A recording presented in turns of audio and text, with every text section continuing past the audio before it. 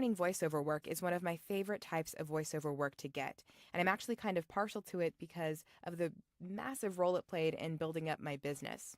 But I don't just love e-learning voiceover work because the e-learning industry is growing so much and there's so much out there to be had, but there are also a lot of other really cool perks that come along with doing e-learning voiceover work.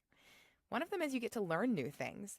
Depending on what industry you get hired to do voiceover work for, you might be really interested in those topics and you might get to learn really cool things. So if you're kind of a lifelong learner, e-learning voiceover work is fun because while you're working, you're also learning about new things.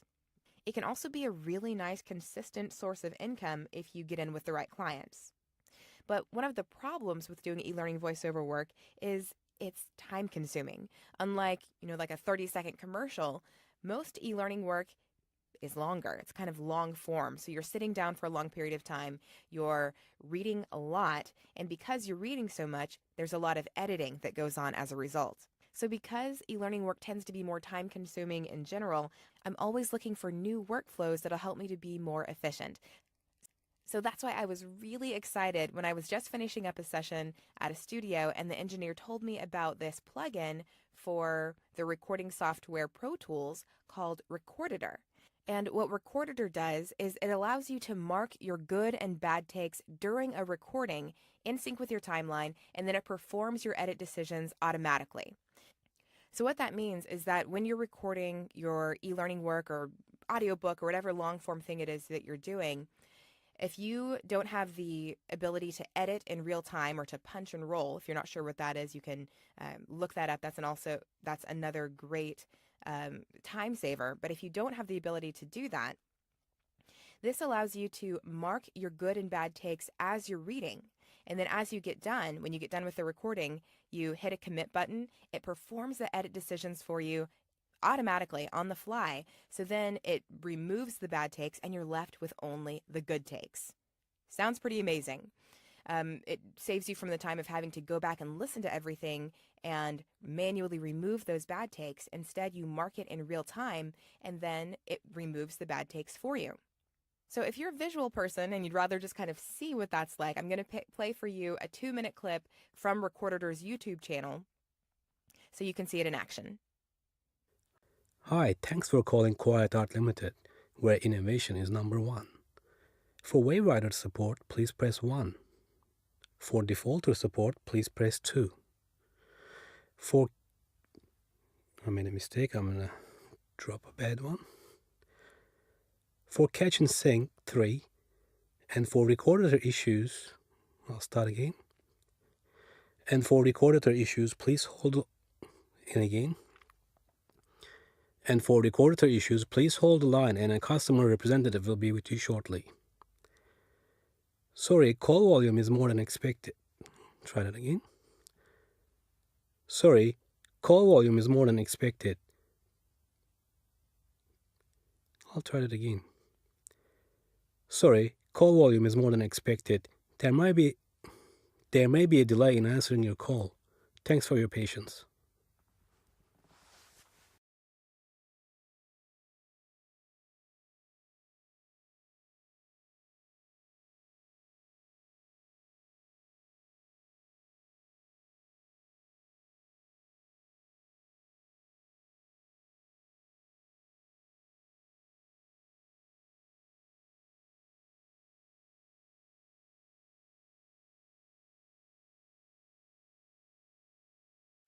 Hi, thanks for calling Quiet Art Limited, where innovation is number one. For Wavewriter support, please press 1. For defaulter support, please press 2. For Catch and Sync, 3. And for Recorditor issues, please hold the line and a customer representative will be with you shortly. Sorry, call volume is more than expected. There may be a delay in answering your call. Thanks for your patience. Okay, so that looks like magic, right? You can already see the amount of time that you can save by not having to go back and manually remove those mistakes. He recorded in one long take and he made some mistakes, and by marking them as he went, was able to, when he got done, just hit a button to remove the mistakes, and he was left with only the solid, awesome recording. So this is really cool. The problem with Recorditor is that it's a plugin that only works for Pro Tools right now. They might be extending support to other recording softwares in the future, but right now it's only for Pro Tools. So if I got your hopes up really high because you're going to get your hands on this awesome new tool, and now you're thinking, oh man, I don't have Pro Tools, I'm not going to be able to use this. What I'm going to show you today is a hack that you can do that basically is going to show you how to replicate what Recorditor does so that you can use it in your own workflow, but you don't have to have Pro Tools. It's not quite as automatic, but it's the same idea. So let's jump into Twisted Wave, which is the recording software that I'm using today for our example, and we'll go through how to replicate what Recorditor does. So I've got Twisted Wave pulled up here along with an excerpt from an e-learning course.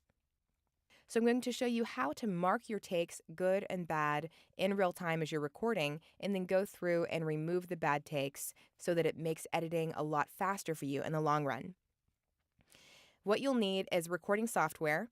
Right now I'm using Twisted Wave. This will work with most recording softwares that you can mark takes with as you're recording. Also, you'll need to set up a shortcut for the marker in your recording software. In this case, I have the letter M set up as a keyboard shortcut for inserting a marker into my recording timeline here. So you can see that as I hit record, there's the waveform being generated as I'm speaking. And if I hit the letter M on my keyboard, it adds a marker there into my timeline. So what you need to establish is a way to mark your good takes and your bad takes. What I'm going to do here is I'm going to say a bad take is two markers, and a good take is 1 marker. So now as I go through and record this excerpt from this e-learning course, when I make a mistake, I will mark that take bad. And as long as I'm doing okay with no mistakes, I will mark it good. Now, the other thing to establish is chunking up your e-learning script. A lot of times scripts will come already chunked pretty nicely. That'll work well. But if you get it like this and it's in paragraph form, you'll have to go through and chunk it up yourself because you will have to have distinct, predetermined sections that you'll be using for your takes. So in this case, I would go through and make some and break this up in a way that makes sense. So maybe I'll say, we'll break that up into a section, and then that sentence will be a section, or those 2 sentences.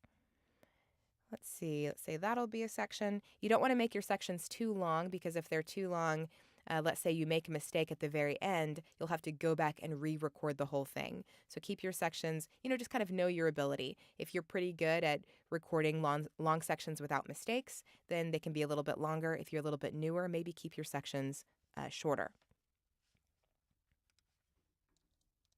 Okay, so I've broken this up into some decent-sized chunks.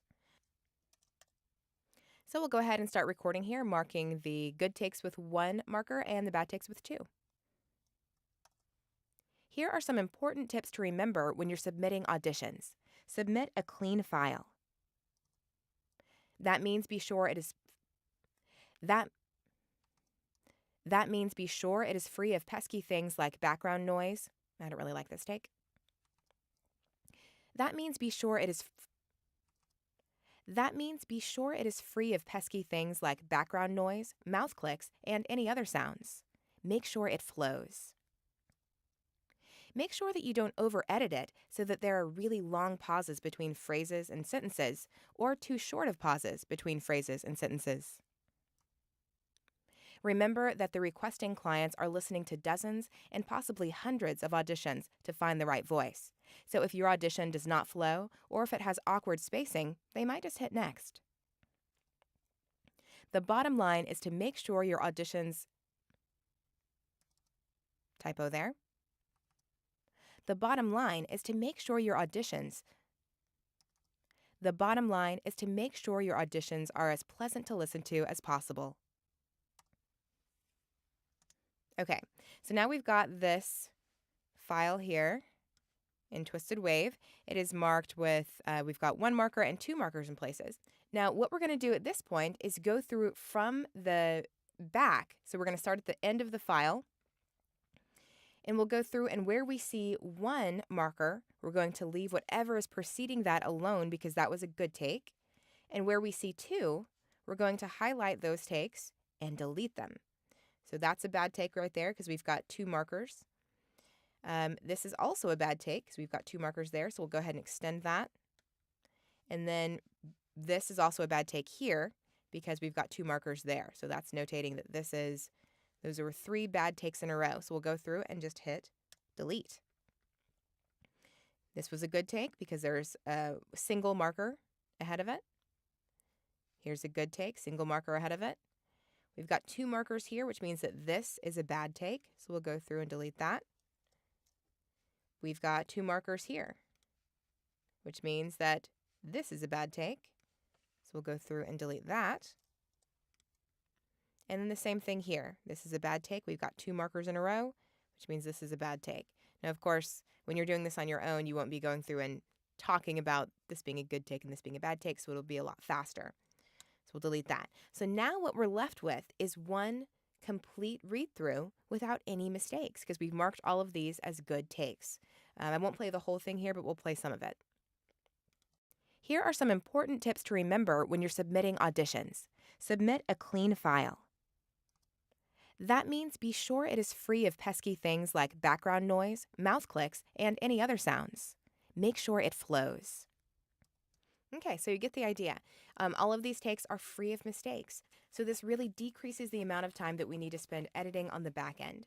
Another word of caution, especially when you're first starting this, you might want to listen to at least parts of your bad takes to make sure you're not accidentally deleting a good take. If you didn't mark this correctly, then you're going to end up deleting takes that you shouldn't have and leaving in takes that you wanted to take out. So you have to make sure that you're hitting whatever system you decide on, whether that's 1 marker for a good take and 2 for a bad. Just make sure you're consistent with that and that you're doing it continually. Of course, if you do make a mistake, most recording softwares allow you to undo.